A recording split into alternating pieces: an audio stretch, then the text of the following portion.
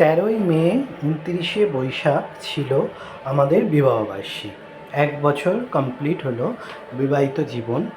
তো তারই একটু সেলিব্রেট করলাম। সেলিব্রেট বলতে আমাদের কাছে কালীঘাট মন্দির, তাই সকাল সকাল স্নান সেরে নতুন জামাকাপড় দুজনে পরে গেছিলাম একটু মায়ের পুজো দিতে। তারপরে যথাযথ অফিস, এই আর তেমন কিছুই নয়। তো মায়ের কাছে প্রার্থনা করলাম, পুজো দিয়ে এলাম যাতে বাকি জীবনটা মায়ের আশীর্বাদ নিয়ে ভালো কাটে। আর সোনু অফিসিয়ালে সকল বন্ধুদের জানাই স্বাগত।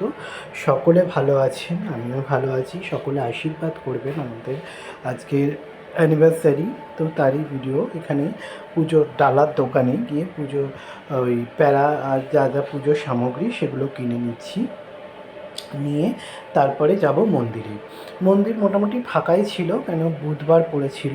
শনি মঙ্গলবারে সাধারণত কালী ঘাটের মন্দির মায়ের ভিড় হয়, তো বুধবারে অতটাও ভিড় হয়নি। একদম মায়ের কাছে গিয়েই পুজো দিয়েছিলাম। ছোট্ট একটা ফটো তুলতে পেরেছি, কেন ফটো বেশি ভিতরে তোলা বা ভিডিও করা এখন আর দেয় না, আগে করতে দিত।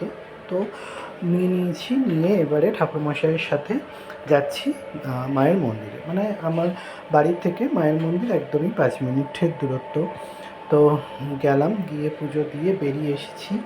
এসে মহাদেবের কাছে একটু প্রণাম করে নিচ্ছি বাইরে থেকে। তারপরে এটা হচ্ছে ষষ্ঠীতলা কালীঘাটে, মানে মায়ের মন্দিরের সাইডটাতে। তো ওখানে ষষ্ঠীতলাও একটু পুজো দিয়ে প্রণাম করে নিলাম, নিয়ে দোকানে চলে এসেছি, ডালার দোকানে। ওখানে ঠাকুরের প্রসাদটা দেবে, আর হাতে ওই লাল সুতো, বিবাহবার্ষিক যেহেতু বলেছি, তো মায়ের কাছে পায়ে ছুঁয়ে দুটো সুতো দুজনের হাতে বেঁধে দিচ্ছে ঠাকুরমশাই। এইসব করে তারপরে ফটো তুলে চলে এসেছিলাম বাড়িতে। তো দুজনে সকালবেলার লুক এটাই, দুজনেই একটু লালের উপরে পড়েছিলাম। তারপরে গেছিলাম আমার মাসির বাড়ি। অফিস থেকে এসে গেছিলাম মাসির বাড়ি। কারণ মাসির বাড়ি হচ্ছে তারা মা প্রতিষ্ঠিত। এই মাসির বাড়ি মা তারা, সকলে দর্শন করুন। মা খুব জাগ্রত, মনস্কামনা পূর্ণ করে, কথা শোনে মা। তো মায়ের ওখানেও মোম দিয়ে পুজো দিলাম, দিয়ে তারপরে মাসিরা একটু কেক এনেছিল, সেই সব একটু কাটাকাটি হলো, আনন্দ হলো। দুজনকে বললো একটু খাইয়ে দিতে, একটু ফটো তোলা হলো। তারপরে বোন বানিয়েছিল মাসির মেয়ে বিরিয়ানি আমাদের জন্য। তো তারপরে বিরিয়ানি খাওয়া দাওয়া করে রাত্রিরে বাড়ি এসেছিলাম। তো এটার ফটো তুলে দিয়েছি। বোন এখানে বিরিয়ানিটা সাজাচ্ছে, যে বিরিয়ানিটা দেবে, স্টিমে বসাবে, তাই জন্য আগে থেকে সব সাজিয়ে নিচ্ছে। তো ওরা সাজাচ্ছিল, আমি বলছিলাম দাঁড়া আমি তোর থেকে একটু ভিডিও করি, তুই বিরিয়ানিটা এত সুন্দর করে সাজাচ্ছিস। তো এইসব হাসি মজা করে বিরিয়ানিটা স্টিমে দিয়েছে। তার ওই আধা ঘন্টার মধ্যে একদম নর্মালি আয়োজন, ঘরেই বিরিয়ানি করেছিল। তো সেই সব বিরিয়ানি স্টিমে দিয়ে এবারে কী দেবে, একটু কালারটা বেশি দিয়ে দিচ্ছিলো বা এইসব নিয়ে আমরা বলছিলাম আমি। তো এই নিয়ে হাসি মজা করে তারপরে ওই 11টা নাগাদ আমরা খেতে বসেছিলাম। মোটামুটি এইভাবেই আমাদের 1 ইয়ার ম্যারেজ অ্যানিভার্সারিটা সেলিব্রেট করলাম। তেমন কোনো অত আহামরি আয়োজন কিছু হয়নি।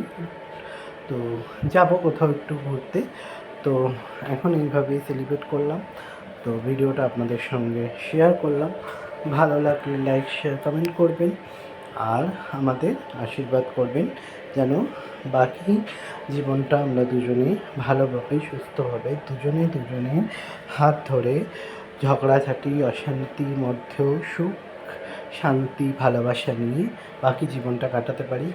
বিবাহিত জীবন খুব ছোট্ট, সবই 1 বছর হয়েছে। এখানে অনেকেই আছেন, অনেক অভিজ্ঞতা, অনেক সিনিয়র। তো তাই সবার কাছে প্রার্থনা করছি, সবাই আশীর্বাদ করবেন দুজনকে যেন ভালো থাকি, সুস্থ থাকি। আর ভগবানের কাছে আমি প্রার্থনা করি আপনারাও যেন ভালো থাকেন, সুস্থ থাকেন, মনস্কামনা পূর্ণ করেন। ভিডিওটা ভালো লাগলে একটু লাইক, শেয়ার, কমেন্ট করবেন।